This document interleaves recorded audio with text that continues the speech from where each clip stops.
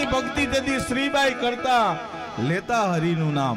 વિચાર કરજો, ખાડો ગારી અને માળાનો બેરખો હાથમાં, કારણ કે તેથી જાહેરમાં રામ નામ લેવાતું નહીં. હના કંસના રાજ હતા, હના કશ્યપના રાજ હતા, અને પ્રહલાદ નગર ચર્ચા કરવા માટે નીકળ્યા કે કોઈ મારા બાપ સિવાય કોઈ રામનું નામ નથી લેતું ને. અને વિચાર કરજો, જ્યાં કુંભારવાળો આવ્યો અને અહીંયા હાકર ખખડાવી, પ્રહલાદ રાજાએ હાકર ખખડાવી, કારણ કે અંદરથી રામ નામનો અવાજ આવ્યો. તું ही नाम, तू ही नाम, तू ही नाम, तू ही नाम, तू ही नाम तारण सबे याद सारण धरो उनका धारण जो निवारण करेगा.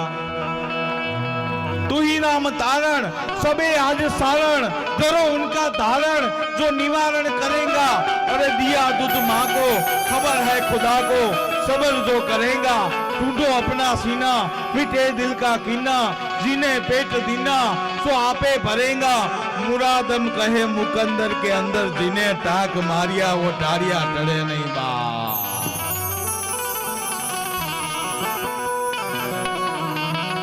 આમ જોયું પ્રહલાદ, અહીંથી રામ નામ આવ્યું છે, અહીંથી અવાજ આવ્યો, હાકર ખખડાવી. પ્રહલાદે હાકર ખખડાવી અને ખાટલામાં બેઠા બેઠા એ કુંભાર ભગત, એનું નામ ઉડણ ભગત. હો, કદાચ ઘણાને ખ્યાલ નહીં હોય, શ્રીબાઈના ઘરવાળાનું નામ. શ્રીબાઈનું મંદિર છે આજે પણ સાવરકુંડલાની અંદર, પણ શ્રીબાઈના ઘરવાળાનું નામ ઘણાને નહીં ખબર હોય કે એના ઘરવાળાનું નામ શું હતું. શ્રીબાઈના ઘરવાળા એક ઉડણ ભગત ખાટલે બેઠા હતા ને એટલું બોલ્યા કે હે શ્રી, મેં તને ના નહોતી પાડી, આ રાજના માણસો આવ્યા, આ હાકર ખખડાવે છે, હમણે તને જેલમાં પૂરી દેશે, તને રેતીના દૈણા ધરાવશે, તને હેન્ટરના માર મારશે, તને કાર કોટડીમાં પૂરશે. મેં તને ના પાડી છે કે રામનું નામ ન લે.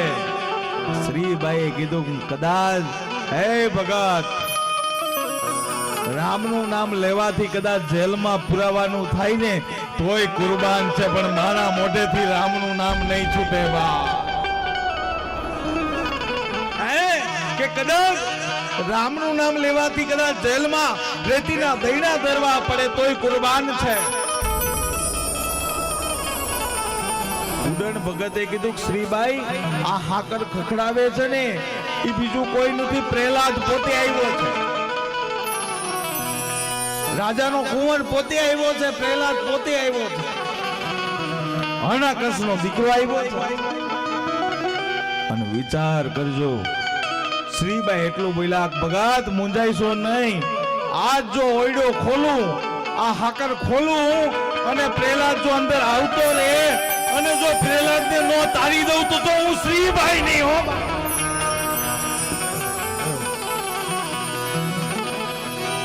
એક વાર જો પ્રહલાદ વાત એટલી જ, આપણે જતા નથી, જો જઈ જઈને તો કામ પતી જાય એવું છે. હાકર ખોલી અને આમ જોયું તો પ્રહલાદ આવ્યા. શ્રીબાઈ એટલું બોલ્યા પ્રહલાદ શું કામ આવ્યા છો? તો કે રામનું નામ કેમ લો છો? તો કે સામે નિભાડો દેખાય છે? તો કે હા.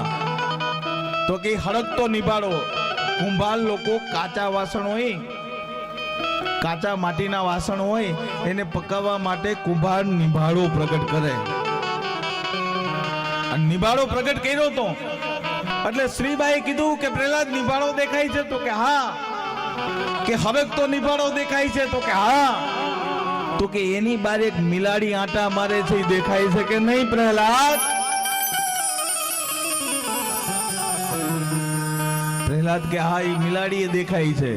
તો કે આમ જો એ મિલાડીના બચ્ચા જેરિયાની નિભાડામાં આવી ગયા છે. હો હે કે એના બચ્ચા નિભાડામાં આવી ગયા છે. મોઢે બોલું માં તો હાથે નાનપણ સાંભળે, પછી મોટપની બધી મજા મને કડવી લાગે કાગડા, મોતે નારું માંડ્યું જમ ઝડાપા ખાય, છેવટે સોનુની ચિંતા થાય અને કેમ વિહરીએ કાગડા.